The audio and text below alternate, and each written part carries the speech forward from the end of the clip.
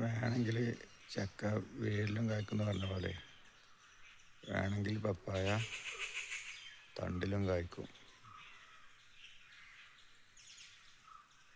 ഇതൊരു red lady പപ്പായ കേട്ടോ, ഫസ്റ്റായിട്ടുണ്ടാവുകയാണ് കായ. അപ്പോൾ ഇതിൻ്റെ തണ്ടുമ്മൽ പൂവൊന്നും ഉണ്ടാവുമെന്നറിയില്ല. ഇപ്പുറത്തൊരു തണ്ടിലും പൂ വരുന്നുണ്ട്. കണ്ട, ഒന്ന് ശരിക്ക് ഒന്ന് തണ്ടിലും ഒന്ന് മറ്റേ മരത്തിലുമുണ്ട്. ഓക്കെ.